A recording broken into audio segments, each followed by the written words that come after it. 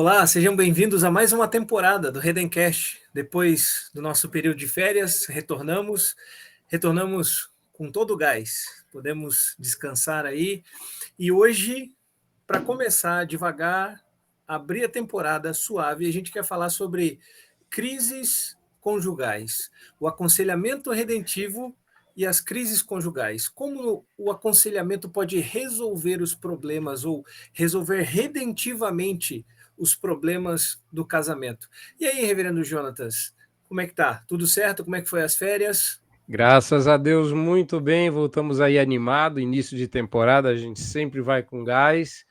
Estamos aí de volta com muita alegria, muita disposição e bora ajudar o pessoal aí a ter um casamento que glorifique o Senhor, abençoe a família e que a gente experimente da bondade e da graça de Deus na vida comum do lar. Reverendo Rodrigo aproveitou as férias para comer bolo de rolo. E aí? Mas nem comi, né? Mas foi trabalheira aqui.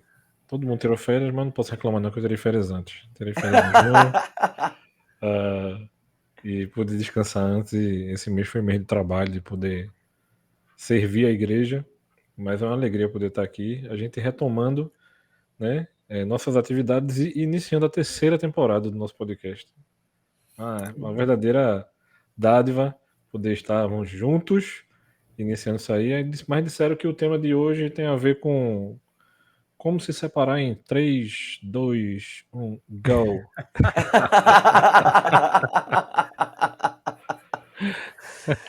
Pessoal, que alegria a gente estar de volta nessa nova temporada. Deus é bom conosco, né? 3 temporadas juntos já, falando sobre temas polêmicos, outros nem tanto assim. E hoje o tema promete, porque o aconselhamento ajuda aqueles que são a sua carne a viverem como tal. Isso aí. André, você sabe André? que o seu microfone... Eu estou falando aqui sem o microfone, né? Aê, muito bom. Depois é que eu vi. Então, terceira temporada começando com esse tema. Essa temporada promete, a gente já fez, no período de férias aí, trabalhou um pouquinho, fez alguns contatos, teremos alguns convidados interessantes para essa terceira temporada. Mas hoje vamos falar sobre crises conjugais. E aí, conselheiro também tem problema? Rapaz, Conjugal? não era dessa crise conjugal que era para não? falar, era do problema dos outros. Não é para falar do nosso? Mas o conselheiro tem problema? A gente já vai terminar o episódio Já vai terminar o episódio com 3 minutos, é isso mesmo? Bora derrubar aqui, conversar, um aconselho o outro e... Deixa eu falar, eu já Mas você não tá de lua de mel, Lacerda? Eu descobri que eu sou pior do que eu pensava depois que eu casei, viu, gente? Tô falando sério. Tem coisas que pra mim estavam resolvidas até eu casar. A culpa não é nem da minha esposa, a culpa é minha mesmo. Meu pecado tava velado, guardado, mas o matrimônio trouxe à tona. E já teve vezes de eu aconselhar um casal e quando eu via o pessoal falando, eu falei, meu Deus do céu, eu faço a mesma coisa. Eu preciso me arrepender demais. Aí a pessoa falando, eu com o olho cheio de lágrima, né? E a pessoa, nossa, que pastor empático, emocionado, né? Que conexão. Que isso, quanto empate. Ali eu tava chorando de tristeza por minha causa. Só faltou terminar, não é nada com você, viu, meu irmão? Sou eu, o problema não é você, sou eu.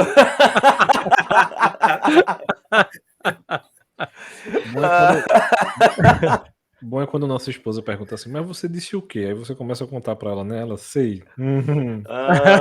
Você fala isso mesmo. Espera ter 20 anos de casado pra sua esposa dizer assim, eu já vi você ensinando isso pra outros casais. Você devia começar a fazer. Nossa. Talvez ela não tenha dito com essas palavras, mas... Foi isso que eu entendi, né? Foi assim que eu recebi o recado. Rapaz, eu me lembro uma vez de estar lendo um artigo do Davi Smith, se não me engano ele é batista, e influenciou muitos conselheiros bíblicos aqui no Brasil. de que certa feita ele estava para sair de casa e ele se desentendeu com a esposa dele e ele voltou e insistiu com ela para que eles fizessem as pazes. E é uma situação que eu estou citando porque eu passei a fazer igual.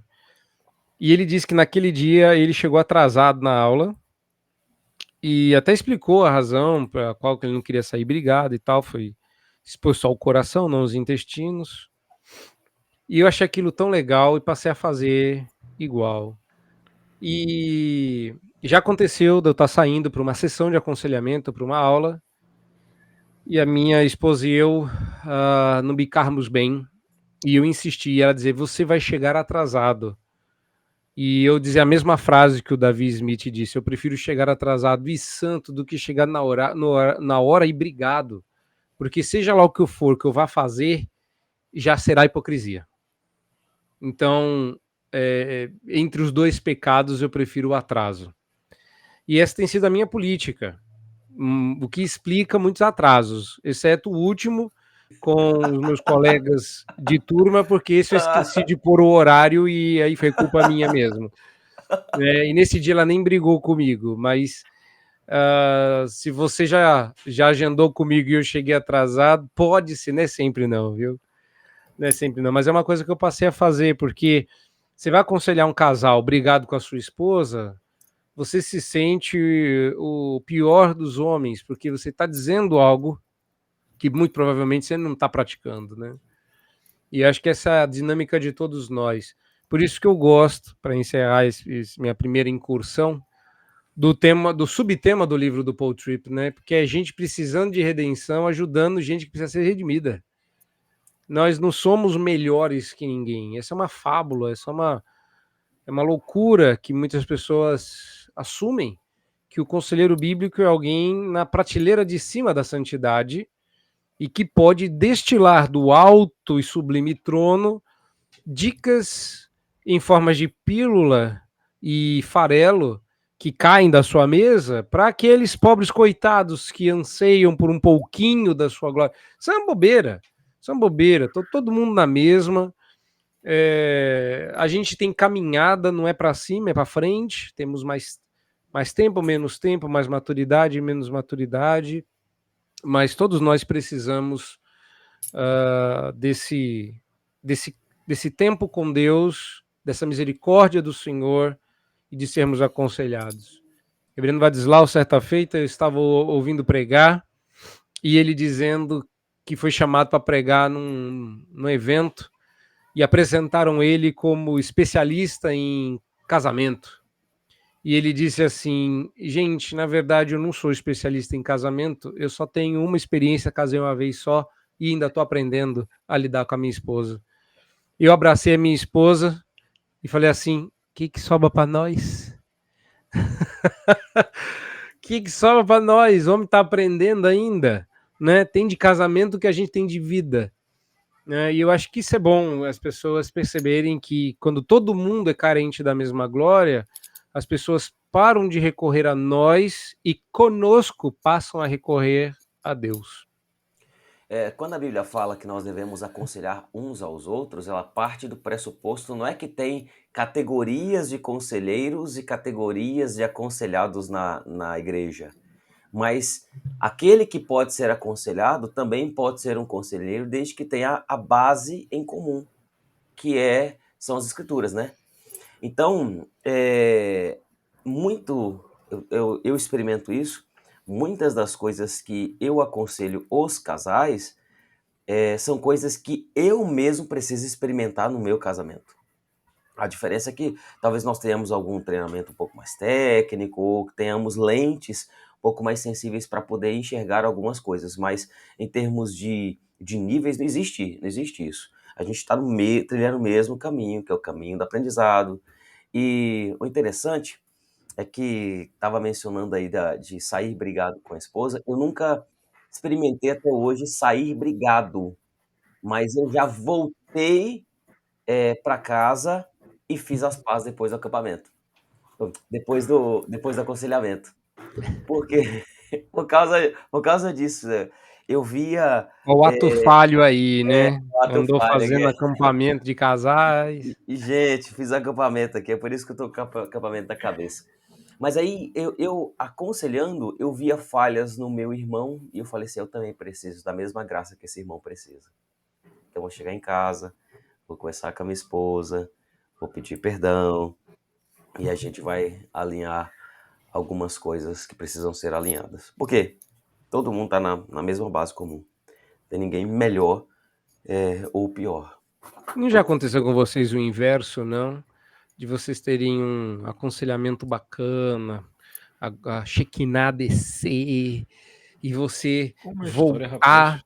na santidade, e aí você abre a porta, já dá uma bicuda, recebe uma bolada e você fala, gente, eu acabei de falar sobre isso. E eu, o que eu tô fazendo? Não que isso não tem nenhum respaldo na realidade, eu só tô levantando aqui uma hipótese.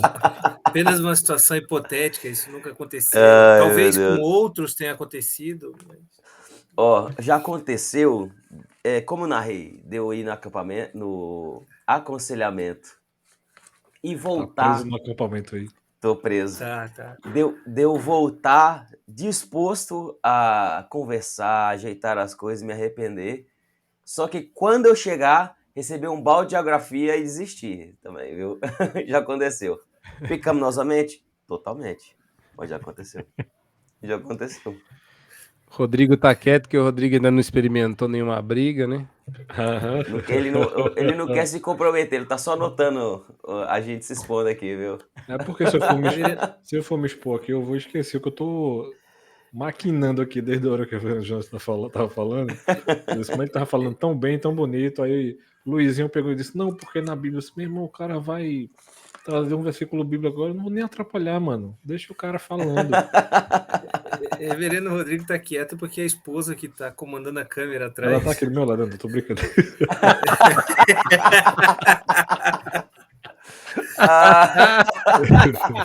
Ela tá aqui na sala.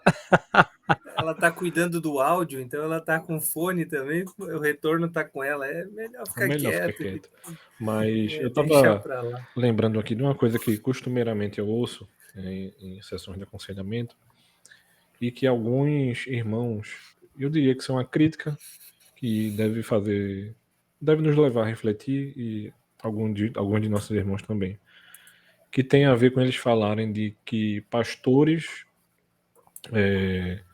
que são mais velhos ou de uma outra geração, eles acabam por digamos assim, não ter tanto contato com o aconselhado, né?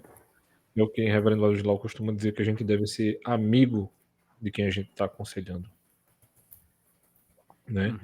E aí eu estava comentando com os irmãos aqui que eu estava relendo o Quem Cuida de Quem Cuida, por conta de uma atividade da igreja. E aí eu estava lembrando aqui que ele diz assim: algumas vezes alguém é pai quando instrui e aconselha, outras é filho quando precisa de apoio. Algumas vezes é senhor, outras é servo, mas em todas as ocasiões é irmão. Sabe ouvir e falar como um irmão. Então, assim, se a gente perde essa perspectiva, eu acho que a coisa já está fadada a não começar direito. Aí eu penso assim, tanto como conselheiro, quanto como casal. Quando a gente perde essa disposição em conversar com o nosso cônjuge, a gente já sabe que aquela conversa não vai para canto nenhum. Já está caminhando para o abismo. Já começou errado, né? Então, assim, muitas vezes a gente inicia conversas que a gente já sabe que não vai dar certo. E simplesmente por disposição do nosso coração. Nosso coração tá, digamos assim, se a gente fosse falar num linguajar bem mundano, ele tá disposto a qualquer coisa naquele momento. Não, tô aqui para brigar mesmo, e se falar, escorregar aqui um pouquinho, né, que os conselheiros mais do aconselhamento bíblico, né, eles chamam isso de terreno escorregadio, né? De você ficar, digamos assim, caminhando na beira do abismo. Qualquer passozinho em falso você vai Então, assim, a gente sabe que esse tipo de problema ou esse tipo de situação, quando a gente entra para aconselhar e não está disposto a isso, ou quando a gente entra numa conversa e não está disposto a isso, a gente sabe que vai ter muito problema ali. Sem dúvida. Sem dúvida. Reverendo Rodrigo começou a falar de pastores mais jovens e tal, e me veio à cabeça aqui uma dúvida. E eu sei que vocês vão responder a minha dúvida, eu já vou começar a responder antes de fazer até a própria pergunta, que vocês vão responder protocolarmente dizendo, não, nós vamos sob a autoridade da palavra, porque a palavra de Deus é autoridade. Eu sei que a palavra de Deus é autoridade, mas aí eu já emendo, antes da primeira pergunta, a segunda. Como fazer essa pessoa ouvir a autoridade da palavra pela boca do aconselhador? E a pergunta é, como que um conselheiro jovem ou recém-casado pode aconselhar casais que já têm muitos anos de convivência conjugal? Aí eu repito, vocês podem dizer que é pela autoridade da palavra, mas como fazer um casal já experiente na vida conjugal ouvir da boca do conselheiro jovem a palavra, a autoridade da palavra? Vamos ouvir os jovens. Se você é jovem ainda, um dia velho será. E deixa eu aumentar a polêmica aqui. Eu já aconselhei casais antes de ser casado. Errado isso aí, brincadeira. Eu acredito que tem várias circunstâncias, viu, André? Por exemplo, quando eu não era casado ainda, mas aconselhei casais, as circunstâncias, elas ajudaram no aconselhamento, porque eram casais que estavam na beira do desespero. E quando você está se afogando no mar, o seu desespero faz você se apegar a qualquer tábua que você vê. Até uma Você tábua está dizendo solteira, que sabe? para casais incríveis, em crise, qualquer conselheiro serve? Para quem está afogando, Infelizmente. qualquer boia é boia? Mas veja bem, se você tem um casal que está com crise, com dificuldades, esse casal ele pode não ter muito conhecimento bíblico, ele começa a procurar qualquer coisa. Inclusive, não é raro, e talvez vocês tenham experiências para contar, casais que vão até você tendo tentado inúmeras outras coisas, desde terapia de casal, livros de autoajuda, cursos online, etc. Assim. A lista de recursos alternativos são grandes. Mas nessa situação específica, o casal estava desesperado. Ele já tinha tentado um monte de coisa. E eles mesmos falaram isso para mim: olha, a gente está vindo aqui para você pedir ajuda para você, porque a gente já não sabe mais o que fazer, já tentamos isso, aquilo outro, a lista foi grande. Você é minha última Essa é esperança. minha última esperança. Aí, e aí, A que ponto chegamos? a que ponto chegamos? Eu falar assim, poxa, se eu sou sua última esperança, você tá mal, viu? Pode começar a desesperar agora. Mas por causa dessa disposição disposição do casal para poder pedir ajuda, eles estavam dispostos a poder também seguir os conselhos. E é uma história bonita, porque era um casal que jovem também, casados há pouquíssimo tempo, mas que desde o casamento eles não cessaram de passar por problemas. Não cessaram. Eles estavam casados há apenas 2 anos, mas foram 2 anos de estresse, de problemas, brigas, crises, e eles simplesmente não tinham desfrutado das maiores delícias que um casamento tem a oferecer, né? E depois de um tempo de aconselhamento, e eu ainda solteiro, foi a primeira vez que eu me dispus a estudar com um pouco mais de profundidade os assuntos conjugais, mesmo sem estar casado, para poder aconselhar esse casal. Então foi bênção para eles, mas também foi bênção para mim.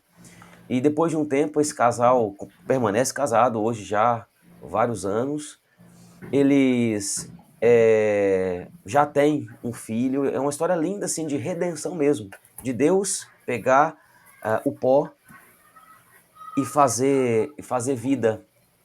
Literalmente nesse caso, mas também metaforicamente. É uma história linda de redenção. Mas nesse caso específico, é por causa do desespero do casal. Mas já experimentei situações em que as pessoas chegam no aconselhamento céticas. Exatamente, porque elas sabem que estão casadas há mais tempo do que eu, sabem que já experimentaram várias coisas que eu não experimentei. E também é porque há uma cultura de que não importa o quão capacitada seja o conselheiro, que no caso, né? Mas o quão experiente essa pessoa é nos aspectos corriqueiros da vida. E aí o primeiro trabalho é mostrar os pressupostos do aconselhamento. E eu falo abertamente. Eu falo abertamente para a pessoa, olha, não vou aconselhar baseado na minha experiência. Sou mais inexperiente do que vocês. Mas você pode ter certeza. Eu não estou aqui para dar conselhos apenas baseados naquilo que eu já fiz. Mas eu estou aqui para mostrar o que a Bíblia diz que vocês precisam fazer. E oferecer esperança também. Uma esperança que está para além daquilo que vocês conseguem fazer. E graças a Deus costuma ter êxito, pelo menos a aceitação inicial dos casais aconselhados.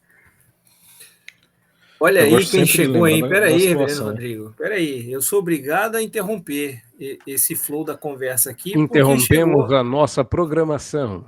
Reverendo Carlos voltou. Ele chegou, então eu quero cumprimentá-lo e deixar ele fazer as considerações iniciais no meio da conversa, as considerações medianas.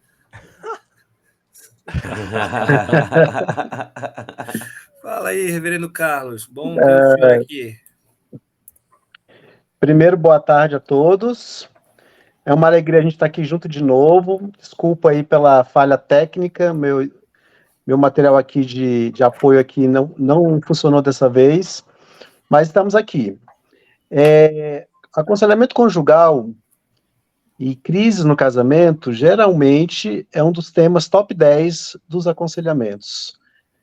É algo que eu acho que todo pastor vai ter que lidar em algum momento, e que às vezes a gente mesmo tem que lidar na nossa própria vida, né? Então, creio que esse vai ser um momento muito relevante para todos nós aqui e para todos vocês que estão nos assistindo. Boa. Legal, e estava acompanhando. Muito bom. Tá ligado. Mas voltando aqui, eu gosto sempre de lembrar da palavra de Paulo a Timóteo, de a gente ter respeito por quem a gente está aconselhando. Então, se é um casal mais velho, a gente tem que respeitar como pai e mãe, né? Então, muita gente perde isso de perspectiva. E uma coisa que eu sempre trouxe para mim é não levar para o lado pessoal. Porque a questão da desconfiança tem a ver com medo, tem a ver com insegurança, tem a ver com problema a ser lidado. E por eu ser pastor auxiliar, que eu acho que é o caso de Luiz também, a gente tem pastores mais maduros dentro da staff da igreja. Então, às vezes, é questão de não ter tempo mesmo, de não conseguir atender aquele casal normalmente, né? E eu gosto de pensar no seguinte, quando Deus quer nos usar para atender determinada família, eu gosto de imaginar que Deus vai encurralar aquele casal. Ele pode até não querer, mas em determinado momento ele vai chegar e você vai ter que aconselhar eles querendo ou não. Se é que eu posso falar assim. Eu tô até com experiência recente de que a esposa queria vir com o marido ficou meio que, digamos assim, enrolando ela para vir. E aí apareceu o caso do filho deles. E aí eu precisei aconselhar o filho. E aí eu ganhei o marido. E aí agora eu consigo conversar com o marido porque houve um problema, né, familiar que atingiu-os. E aí eu precisei aconselhar o filho e em decorrência disso. Então, eu costumo acreditar que normalmente vai acontecer alguma coisa dessa para que nem o Luiz falou, né? Já rodei, já tentei todo mundo e agora é com você. Eu disse, tá bom, então vamos lá. Mas com humildade, tranquilidade, respeito e sabedoria, buscando, como o Luiz disse, aconselhar pela palavra. Não tem para onde a gente correr. A gente vai falar de coisas que não são da nossa vivência. E a gente vai ter que correr para a palavra. a gente fala assim de não ter o que fazer, não é porque, tipo assim, é a única opção, não. É a única e melhor, né? Tipo assim, essa aqui é a única que eu tenho, como se fosse Aqui diminuir sobra. aquilo que a palavra diz. Não é a que sobra. Mas muita gente, às vezes, quer que a gente compartilhe uma experiência conjugada de palavra e experiência de vida que, às vezes, a gente não vai ter como conselheiro. Né? Então, assim, Deus vai usar mesmo e de a gente ter tranquilidade para fazer isso. Eu diria que o problema está, e ele é um problema compartilhado pelo conselheiro e pelo aconselhado, de encontrar dificuldade de procurar conselho no pastor ou num casal de conselheiros da igreja que seja mais jovem do que eles, por conta de um pressuposto equivocado de que a experiência fala mais alto do que a sabedoria. Então, há pelo menos 2 textos na Escritura que, no início do meu ministério, eram o meu carro-chefe. Eu os lia toda semana e eu queria estar exagerando, mas eu não estou. Porque eu precisava, eu repeti isso para mim, eu preciso acreditar que isso aqui que eu estou lendo é verdade. É o Salmo 119, quando Davi diz, os teus decretos me fazem mais sábios do que os idosos. Ou seja, se tem uma forma de você dar um bypass na idade, é conhecer as escrituras. E a segundo texto é quando Paulo fala a Timóteo que ninguém deve desprezar a mocidade dele, mas que ele deveria se tornar um padrão dos fiéis. Se não me falha a memória, a palavra padrão ali é a palavra tipo, né? E na sequência ele diz que ele deve ser um tipo dos fiéis, e em nenhum momento Paulo fala de experiência. Ele fala na palavra, no procedimento, na pureza e na fé. Ou seja, não há na balança da sabedoria bíblica a experiência como fator determinante. Ele é um fator. Não estou dizendo que não seja. Se não fosse assim, não seríamos presbiterianos, né? A palavra presbítero é a palavra para ancião. Não se trata disso. É que tempo de vida significa experiência com Deus. O ponto aqui é, no caso de uma crise conjugal, em sendo mais novo, a forma de você compensar a sua falta de tempo na Terra é gastar mais tempo na palavra. Então, essa foi a minha alternativa no começo, é a alternativa que eu reconheço, e foi, inclusive, assim que eu me descobri chamado para o aconselhamento. Quando eu fui chamado para aconselhar um casal sendo solteiro. E eu era seminarista ainda.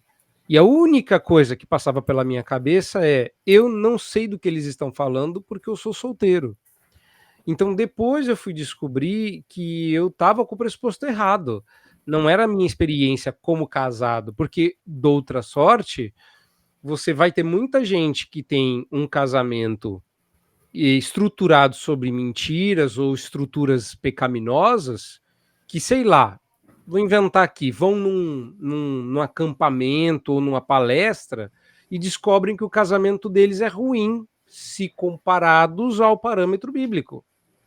Então, assim, nossa, eu estava vivendo bem, mas não estava. É como uma pessoa que acha que está saudável, descobre que está com um problema de saúde, faz uma dieta e percebe-se melhor. Falou, nossa, eu estava ruim e não notava, não percebia isso. Agora que eu não sofro mais daquela azia nossa de todo dia, eu descobri que dá para viver sem. Aquele mal-estar, aquele cansaço matinal. Agora que eu estou bem... Ou seja, às vezes alguns casamentos estão sobrevivendo, a gente se acostuma com a mediocridade e descobre que o padrão da Bíblia é aquele padrão de delícia, de deleite, de companheirismo, de amizade, de amor, que eles não estão experimentando. E não quer dizer que o mais jovem não vá passar pelos seus problemas, mas se a base for a experiência, a gente tem sérios problemas. A base tem que ser sempre a palavra e a obediência a ela, não interessa quem a fala. Eu ia até brincar com o André falando que da mula de Balaão, mas eu vou ficar quieto. Eu juro que eu pensei na mula de Balaão. Eu juro que eu pensei. Posso fazer um contraponto? Bora! Eu concordo com vocês, eu concordo que a experiência ela não é determinante, a Bíblia não coloca isso como parâmetro, apesar de digamos assim, o ideal, o correto, seria quanto mais experientes nós fôssemos, mais sábios fôssemos, né? Que estamos recheados de textos bíblicos que falam que os mais velhos devem orientar os mais jovens, enfim. Esse seria um parâmetro, um ideal. Mas eu concordo que realmente nem sempre as pessoas mais velhas são mais sábias. E isso se deve a alguns momentos porque elas também converteram numa outra idade, numa idade mais velha também, né? No entanto, eu já dei muita calorada no aconselhamento, já fiz muita besteira por falta de experiência. Por exemplo, criação de filhos. Eu era um excelente pai até ter os meus filhos. Então, eu acho que eu era muito insensível com as lutas que os pais têm para criar os seus filhos, porque eu olhava para a Bíblia, olhava para eles, via que eles estavam no padrão, e falava, olha, como assim você não consegue viver esse padrão? Hoje eu sei, no dia a dia, a dificuldade que é viver naquele padrão bíblico. Então eu acho que hoje a minha experiência como pai me ajudou a ser mais sensível. Não é que eu mudei o tipo de orientação, o conteúdo da orientação, a abordagem, não. Mas hoje eu consigo ser mais sensível, mais paciente e entender melhor as dificuldades que um pai e uma mãe têm para criar os seus filhos e que às vezes eles não vão conseguir fazer algumas coisas com rapidez, com a velocidade que a gente gostaria, né? Porque eu também vivo isso na minha própria vida. Então, eu acho que a experiência, se a gente encara ela com humildade, ela nos ajuda a ser mais sensível, mais paciente, com aquelas pessoas que estão lutando nas áreas da vida diversas e que a gente também luta. Eu acho que você tocou no ponto. É quando a gente encara com humildade a experiência. Eu acho que é essa sensibilidade que falta. A experiência não é um fator de autoridade necessariamente. Ela é quando acompanhada pela sabedoria bíblica, experimentada pelo tempo. Agora, se, como o irmão colocou, aliás, muito, muito sabiamente, vocês não estavam com saudade dessas incursões do Carlos? Tava demais. Porque esse é o ponto, cara. Eu acho que quando alguém tá muito jovem, ele é só ímpeto, entendeu? Ele é ímpeto. E o tempo faz com que a gente seja mais sensível, mais perceptivo, que saiba exatamente qual é a angústia do coração de um pai. E eu me lembro de ouvir dos meus pais isso. Tem coisas que você só vai saber no dia que você for pai. E é verdade. Eu digo que ter filhos é descobrir áreas da sua alma que doem, que você não sabia nem que existiam. Entendeu? Então é assim, você descobre essas áreas pela dor. Porque quando você vê um filho doente, desfalecendo de febre, você descobre que dói em lugares que você não sabia nem que estavam lá. Então é importante isso, eu não estou negando. É que como é que um jovem deve fazer? Cara, se ele for apostar na experiência, ele não vai poder fazer. Então no começo a aposta dele tem que ser na palavra, no procedimento, mas eu acho que a palavra do pastor Carlos, se você é jovem e está nos ouvindo e está enfrentando esse dilema, você tem que guardar no seu coração cuidado com a falta de sensibilidade que a falta de experiência dá a todos nós. Então nós temos dois caminhos que foram apresentados aqui que Deus pode nos mostrar as lacunas, né?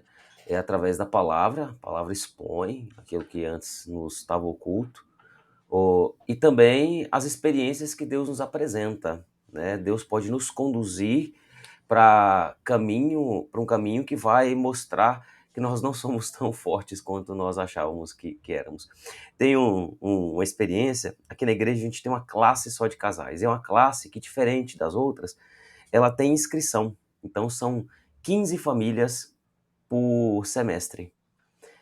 As famílias se inscrevem, é de casal, né? Inscreve, tá lá, não precisa ser o casal, mas um dos cônjuges precisam se inscrever, pelo menos. A média é de 30 pessoas aproximadamente. Então nós temos várias configurações, por assim dizer. Nós temos casais que vão lá, marido e esposa, nós temos só esposas, nós temos só maridos, e nós temos aqueles que estão se preparando para casar também. O interessante é ver que casais experientes, gente que está casada há 1 década, 2 décadas até, chegam no final do curso dizendo: olha, pastor, eu sempre agradeci a Deus pelo meu casamento e eu fiz certo em fazer isso, mas eu descobri que eu ainda tenho muito, nós temos muito ao que aprender, muito que melhorar, muito para fazer para que Deus seja glorificado no nosso casamento. Agora, olha que interessante, gente experiente, pela exposição das escrituras das aulas, eles perceberam que eles precisam avançar bem mais. Eu tô achando interessante que 20 anos de casado é experiente. Antigamente era 40, 50, 60, né? Os dias de hoje, quem chega a 20 tá no meio. Pode crer, né, cara? Que triste, né? Cara, é triste. Eu não acho isso legal, não. Eu acho triste. A gente tem que ultrapassar essas barreiras e assim, dar graças a Deus por 40. Eu fico eu particularmente fico especialmente feliz quando ou sou pastor de uma igreja assim, ou estou pregando, e já aconteceu umas 2 vezes, deles chamarem à frente um casalzinho que tá, sabe, há 40, 50 anos casados e tal. Eu acho aquilo tão glorioso, porque é um momento de inspiração para os demais, né? De inspiração, coisa linda, de verdade. Eu fico especialmente feliz. Eu acho que, não sei se é um reflexo da nossa sociedade, da banalização do relacionamento, imagino que vai refletir nisso, né? No casamento de pouca duração. E os relacionamentos visando o matrimônio, geralmente já começam errado. Né? Eles já começam errado, e não é o tema, eu não quero causar polêmica, longe de mim causar polêmica, mas já começa errado por um tal de namoro, né? Que é um compromisso que não compromete, sabe? Você não tem compromisso nenhum com a outra pessoa, mas você faz um pacto de compromisso com ela, unicamente dizendo que você não pode se relacionar com ninguém do sexo oposto, enquanto você está comprometido com ela. Só que o compromisso é tão importante que em qualquer momento você pode romper esse compromisso. Então, não é o foco hoje. Quem sabe no próximo a gente fala sobre isso. Mas o que eu queria trazer disso é que isso traz reflexos, às vezes, para o casamento, aí o matrimônio, no sentido de que é possível que casais tenham relacionamentos com a amizade, vou dizer assim, né? Vou ficar bem claro o tipo de relacionamento, amizade com pessoas do sexo oposto. O marido pode ser amigo de uma esposa de outro amigo dele, ou a mulher pode ter um amigo que não seja o seu marido? Ui! Quer dizer, ele pulou de uma polêmica para outra, né? Posso, eu vou responder o que o André colocou, mas eu quero fazer um link com o que ele já falou do namoro, que eu acho que é interessante. Infelizmente, o Joshua Harris negou tudo que ele escreveu, né? Mas ele escreveu algo muito interessante, que eu tenho como algo positivo até hoje. Ele falou o seguinte, num dos livros dele, que quando as pessoas começam a namorar muito cedo, elas não... o que acontece com o namoro? O namoro é meio que um pacto de exclusividade. Exclusividade daquela pessoa para outra, do seu tempo, da sua energia, da sua dedicação.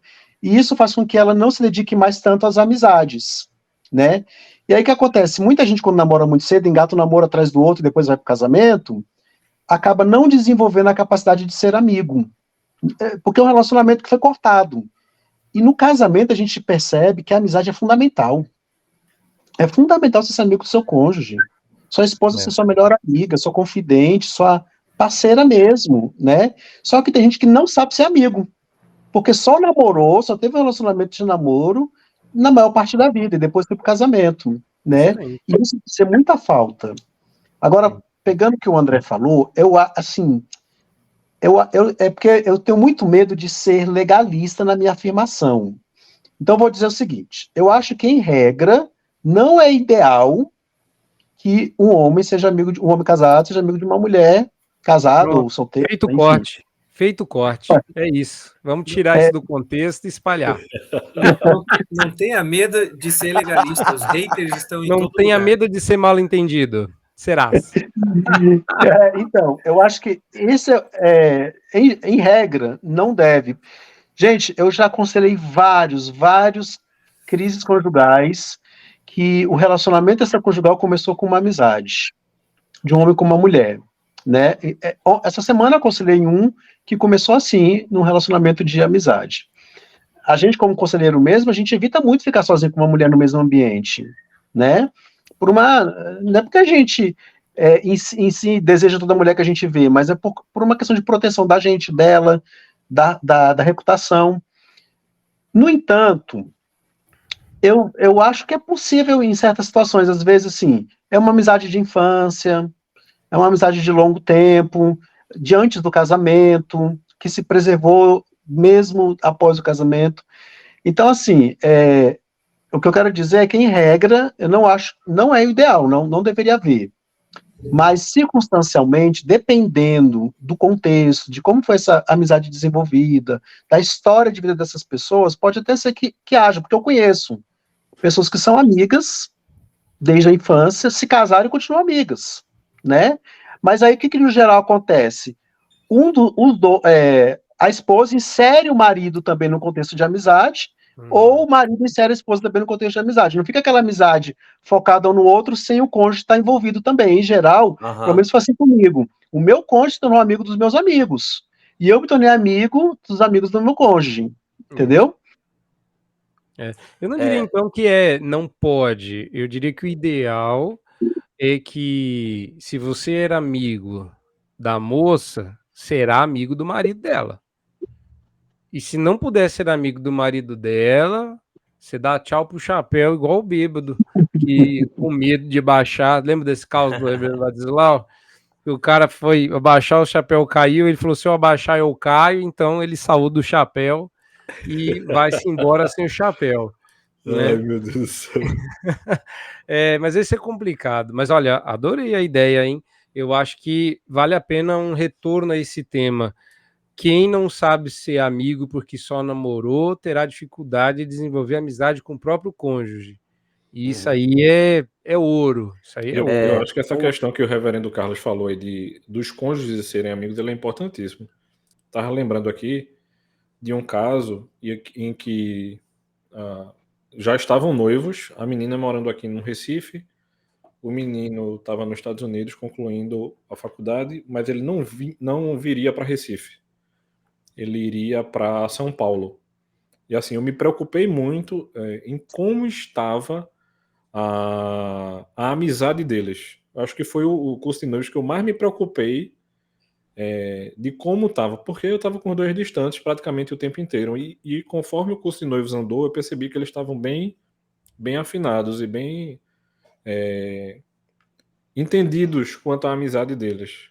Mas assim, eu me preocupei bastante, porque se eu tinha uma pessoa morando em Recife e outra pessoa em outro lugar, se morando na mesma cidade a gente já tem problema, imagina os dois distantes. Né? Então, assim, eu acho que essa temática realmente aí ela é um ponto-chave da questão do despertar da crise. A quanto anda o relacionamento de vocês? Né? Eu acho que essa é uma O que a gente excelente precisa pergunta para a pensar, gente caminhar. o que a gente precisa pensar, o que a gente precisa pensar também é qual que é o conceito de amizade que as pessoas têm, né?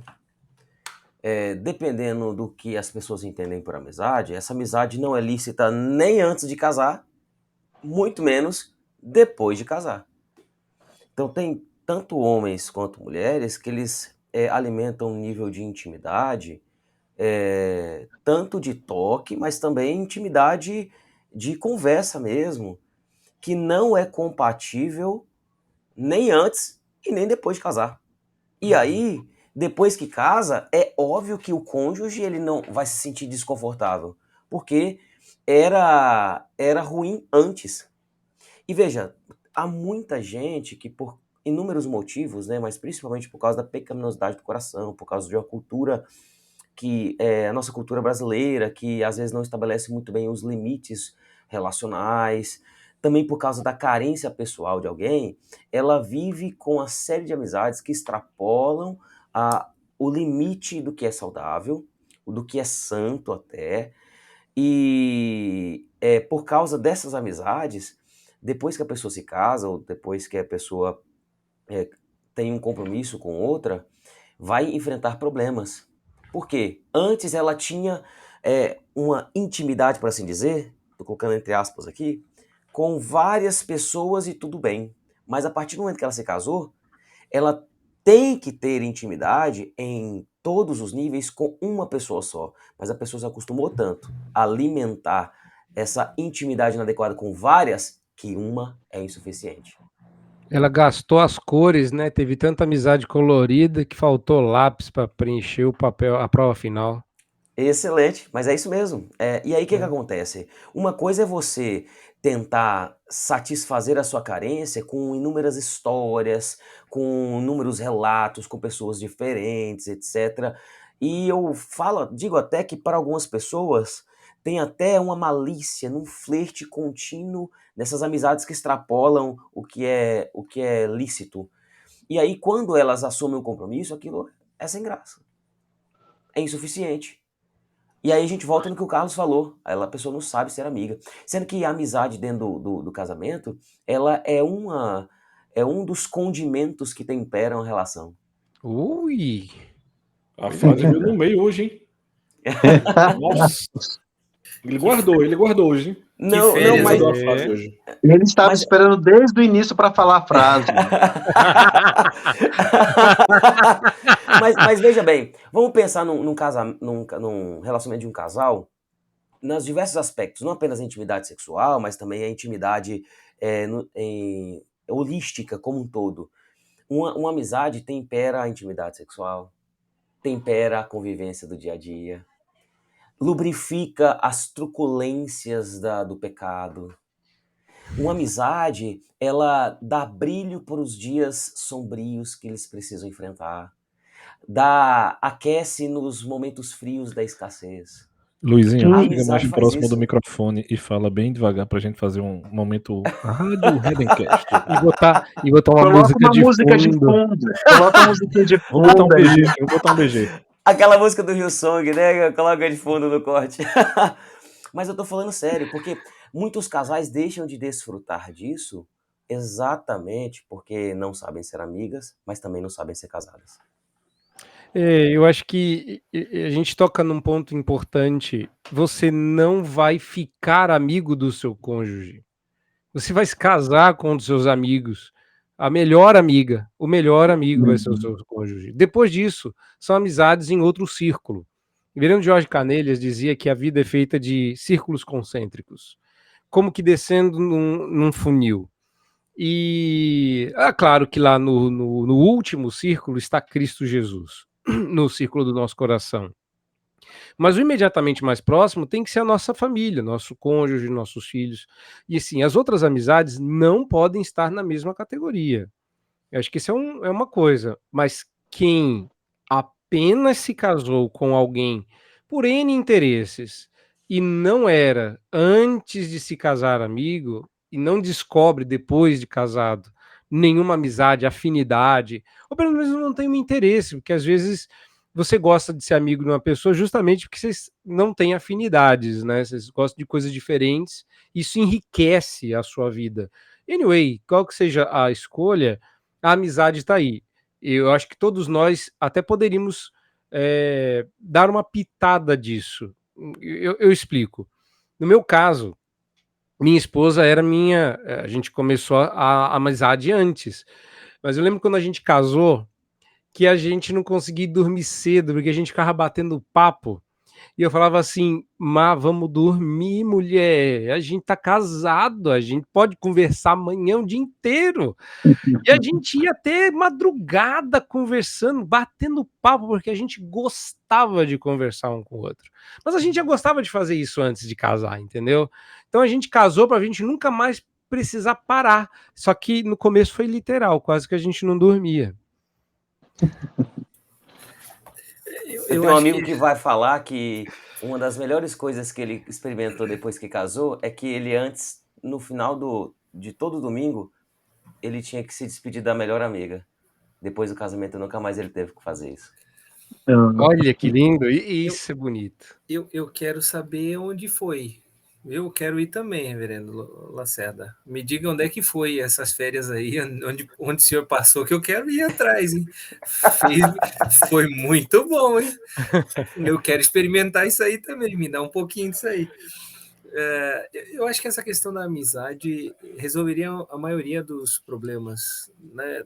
Porque é difícil a gente ter uma briga mesmo, de ficar brigado, bicudo, contrariado, com um verdadeiro amigo, com o nosso amigo mais próximo, ou amiga, no caso, que é a esposa, né? Mas eu sei, e agora caminhando para o fim, eu queria ouvir casos de família, né? Casos de família, experiência de vocês, experiências interessantes já foram colocadas aqui, mas nem sempre o aconselhamento dá certo. Nem sempre o aconselhamento redentivo tem o resultado que o conselheiro espera. Por exemplo, às vezes pode resultar numa separação por alguma ideia que o conselheiro traz para o casal que vivia bem, entre aspas, mas piorou. Não sei se alguém já passou por isso, né? Depois de dar uma orientação ao casal, a coisa foi de mal a pior e resultou talvez num divórcio. Não sei. E quando o aconselhamento falha? Olha, eu não vou falar de casamento ainda, mas eu acho que a gente tem que parar com a... pessoal. Não, mas a gente tem que parar com a fábula. A gente ouve muito isso. Se o aconselhamento é bíblico e é bem feito, ele é 100% eficaz. Se isso fosse verdade, pregação bíblica bem feita também seria 100% eficaz. Então, às vezes eu vejo uma dificuldade dos conselheiros em admitir que o aconselhamento falhe. Eu não vejo isso sendo publicado.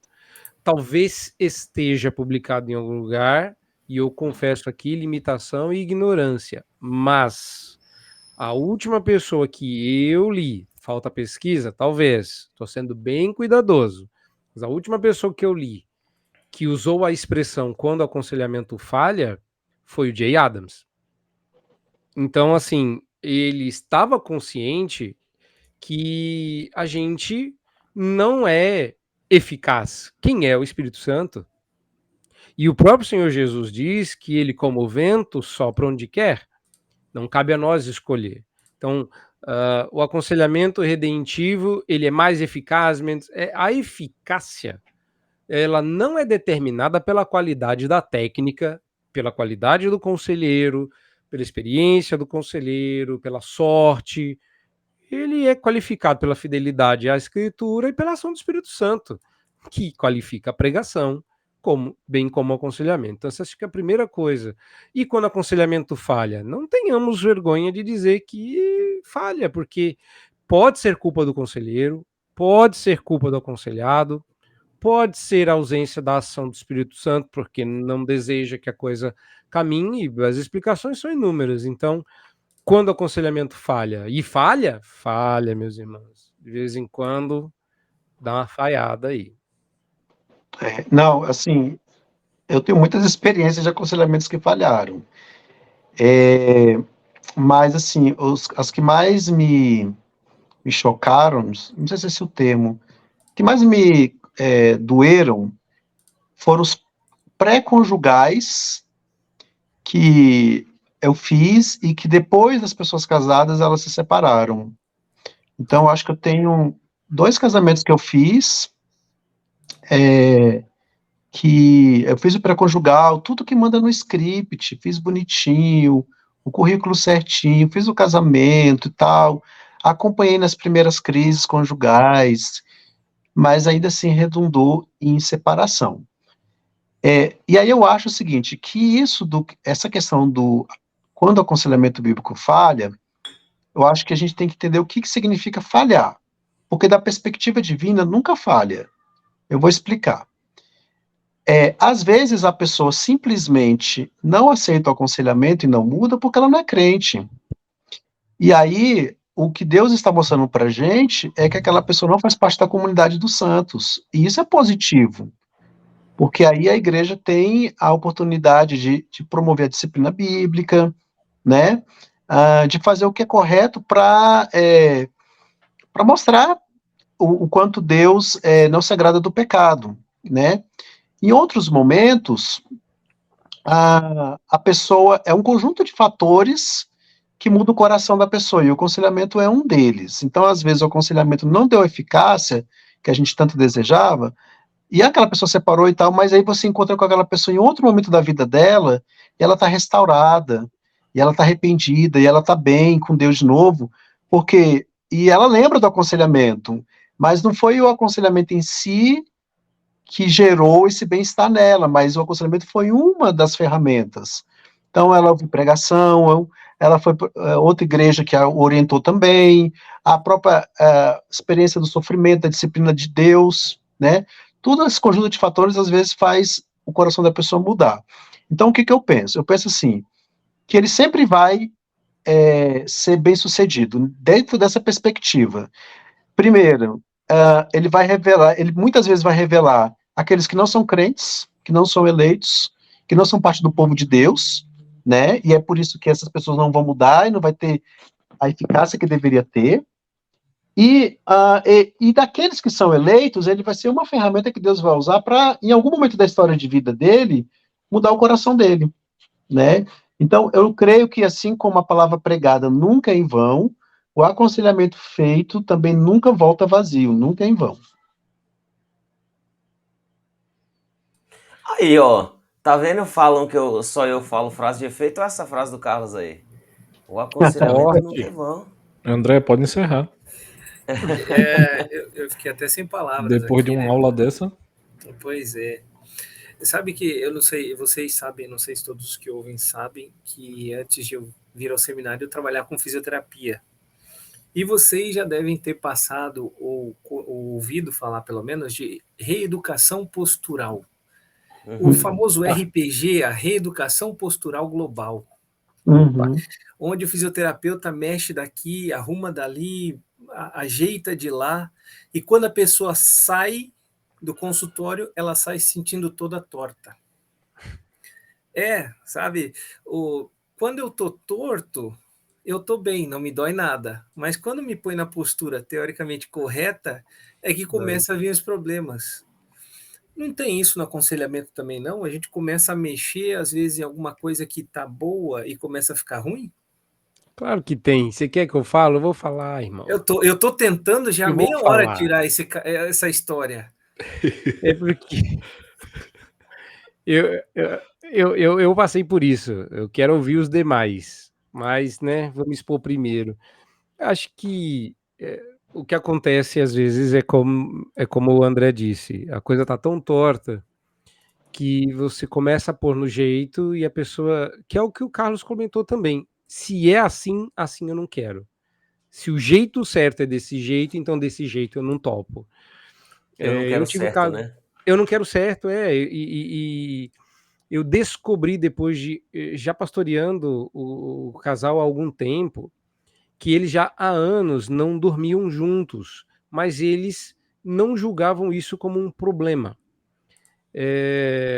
Talvez tenha faltado um pouco de sensibilidade e preparo, mas eu disse a eles que dormir em camas separadas, sem maiores motivos médicos, ou por algum tipo de enfermidade, eu julgava que não era uma boa, e que eles deveriam passar a dormir juntos.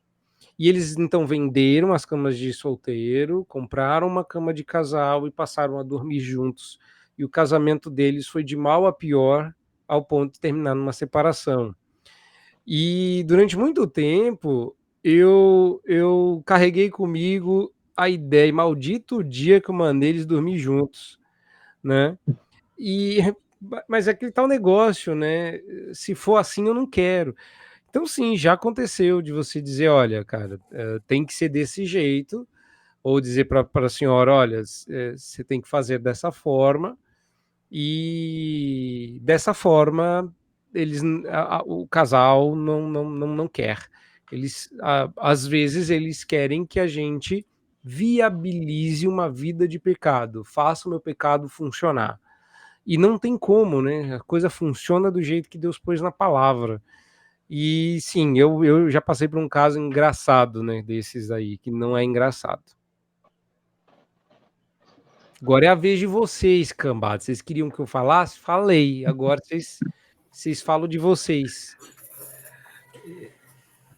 Aí Conte ninguém aí, tem, né? conta aí, eu tô tentando arrancar essa história já há um tempão aqui, agora é Deixei com pro vocês. final. Ó, eu tenho um caso que é bem triste. De aconselhar o casal e antes eles sabiam que tinha alguma coisa errada com os dois. E aí, através das sessões de aconselhamento, foi apontado o que estava de errado, mas também o caminho de esperança que passa pelo arrependimento de ambas as partes. E em uma das últimas conversas, eles falaram assim: se é necessário eu me arrepender disso, eu não quero me arrepender. Então a pessoa agora estava conscientemente do que estava errado, consciente do que deveria fazer, mas se negando a fazer de maneira conscientemente. Elas decidiram, então, a partir disso, o que era para ser uma esperança, um caminho para poder haver restauração, eles viram como um caminho sem esperança.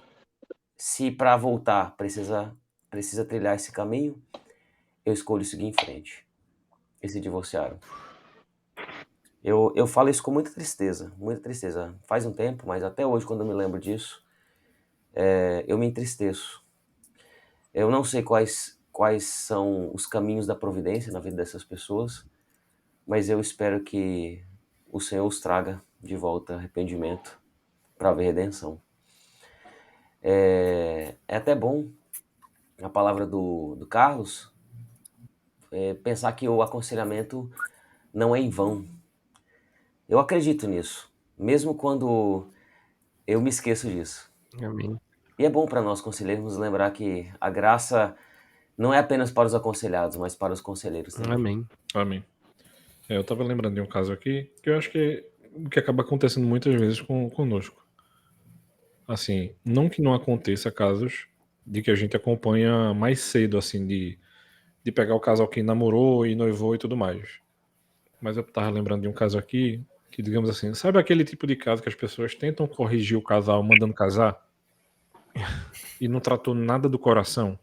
Então, quando a bomba caiu no meu colo, já tava assim, faltando só um fiozinho da corda romper.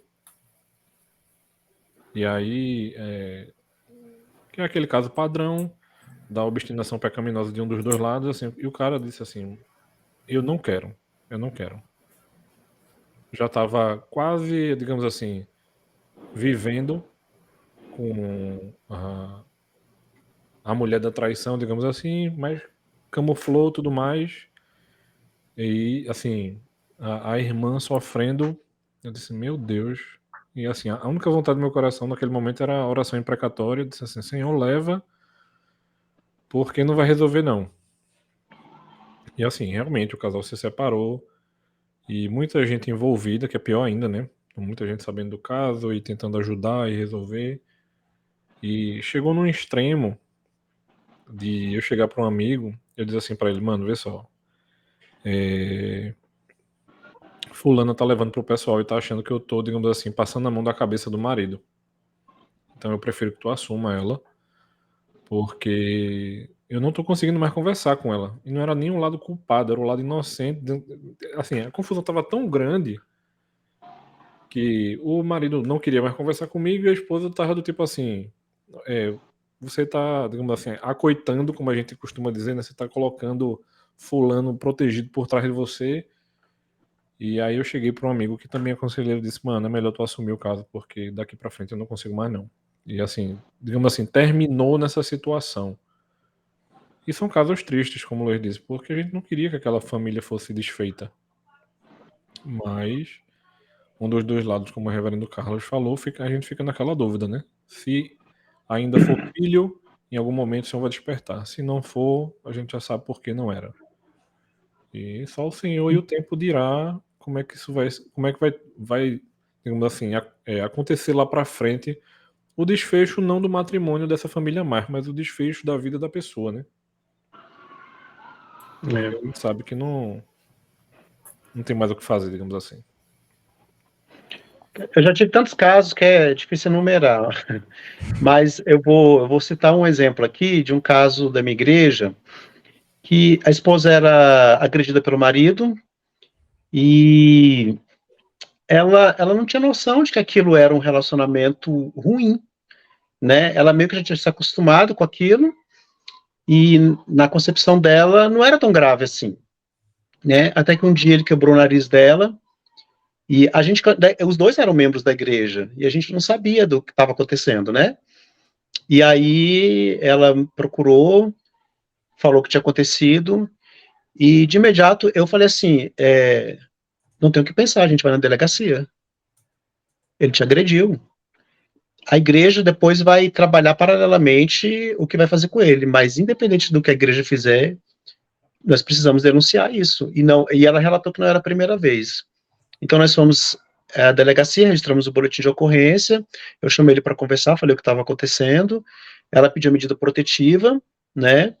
Aí o oficial de justiça foi lá e tal, ele teve que sair de casa.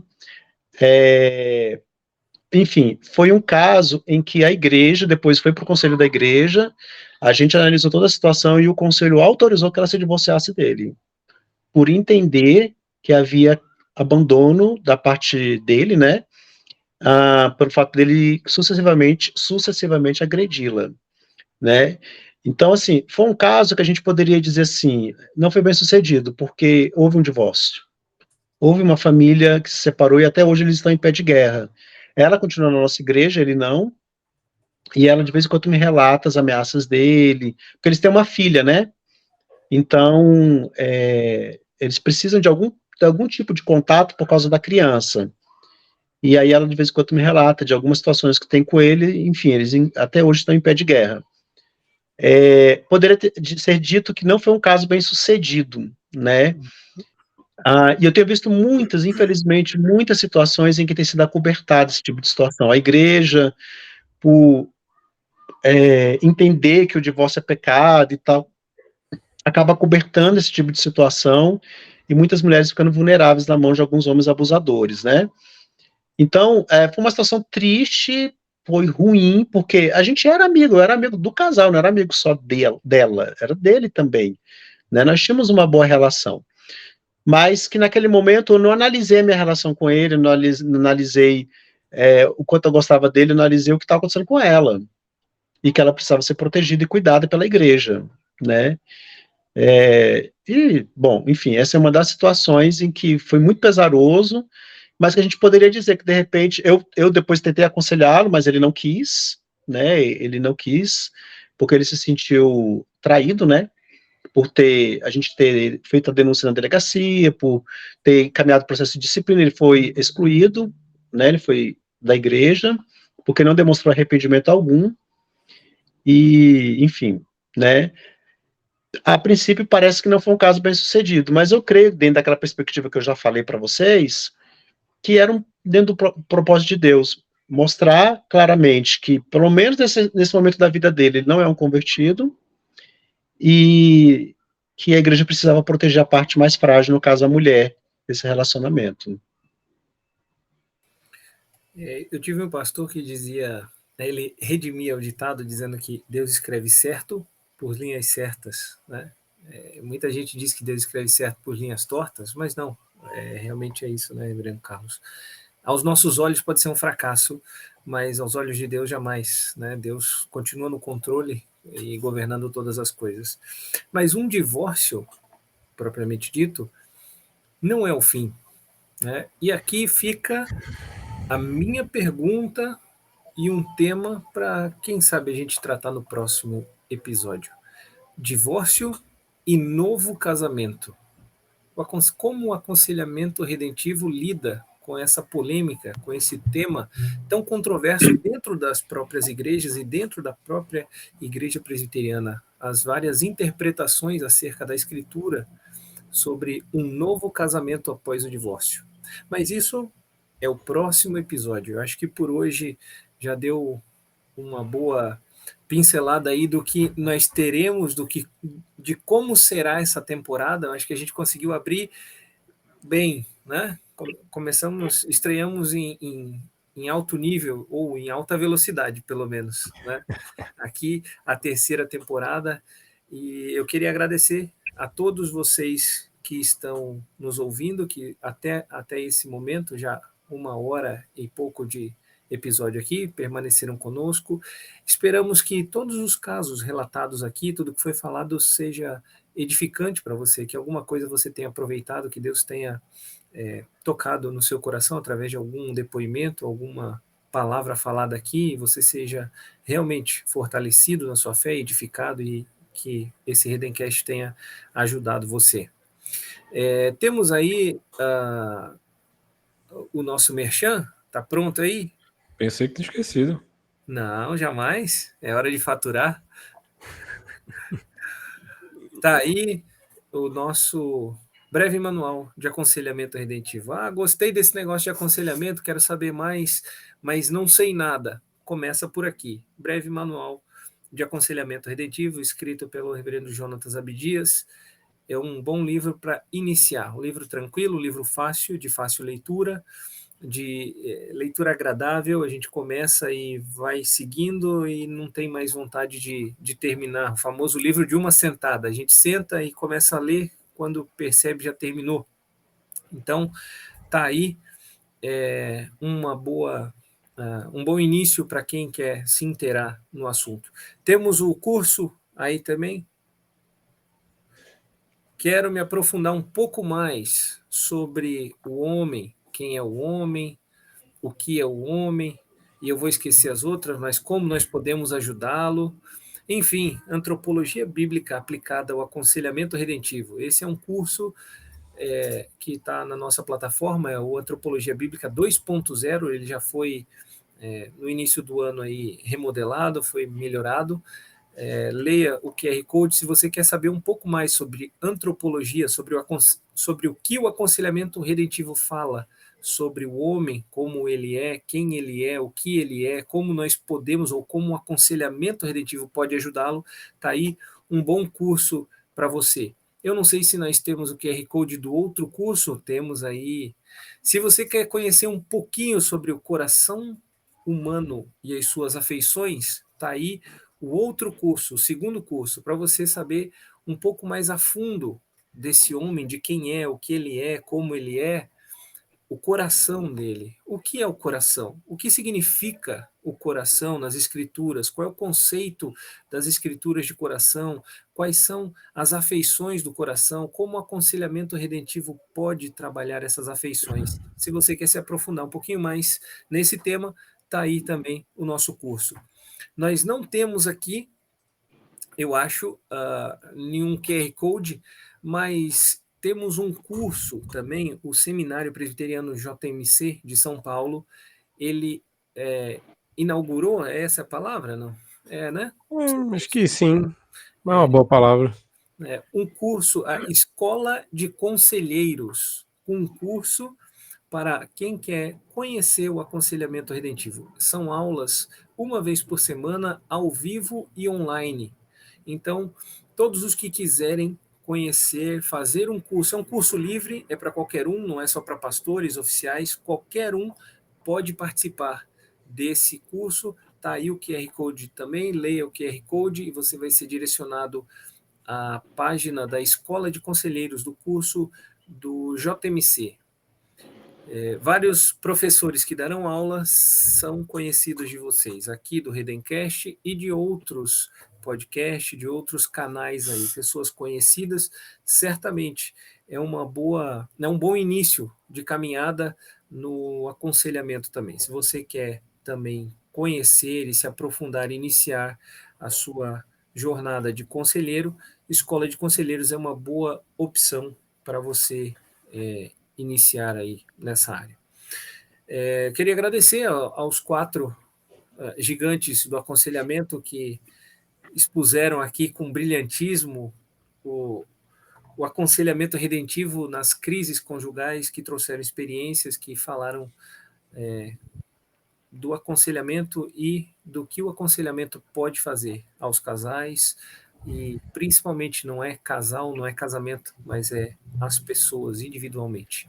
Obrigado e deixo com vocês a palavra final aí.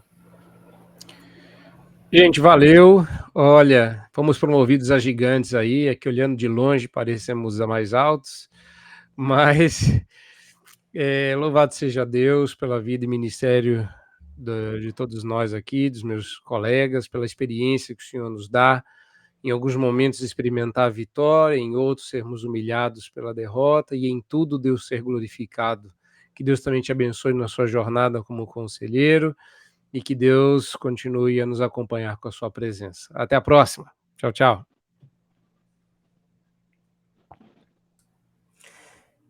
Eu quero encerrar falando com os casais que nos acompanham. O casamento vai humilhar você, porque ele é instrumento de Deus para santificar você também.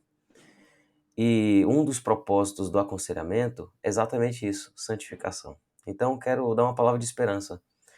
Quando o desafio do casamento esmagar você, lembre-se daquele que foi esmagado por você. Deus abençoe e até a próxima. Nossa, como tá pastoral.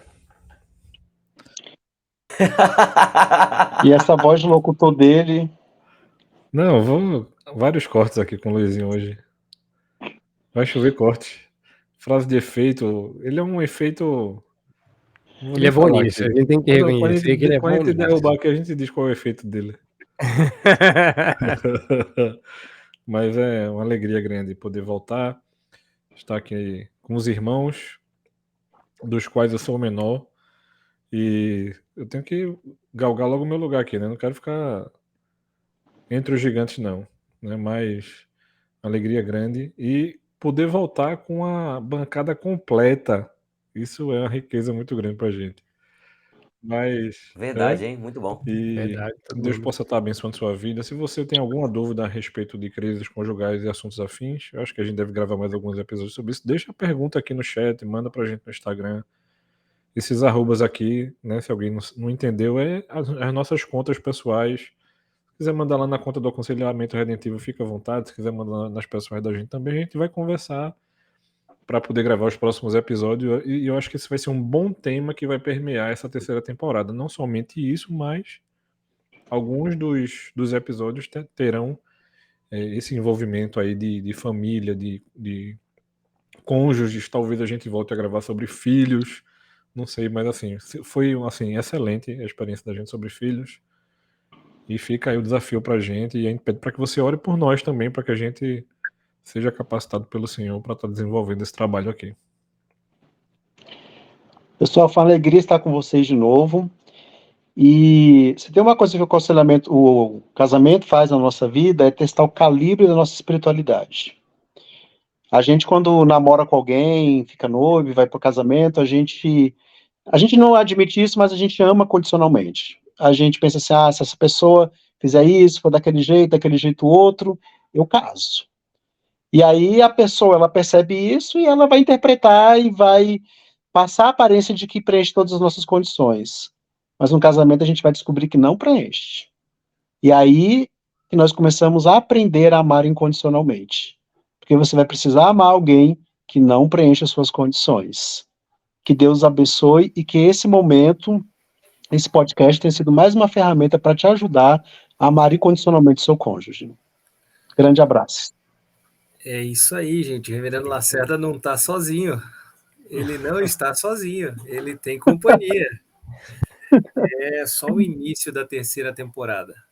Mais uma vez, eu agradeço a todos os que ficaram, que Deus os abençoe, que esse conteúdo tenha edificado a sua vida, que você tenha sido abençoado com essa conversa, e a gente se encontra no próximo episódio, se Deus assim permitir. Deus Amém. abençoe, até a próxima. Tchau, tchau. Tchau, tchau.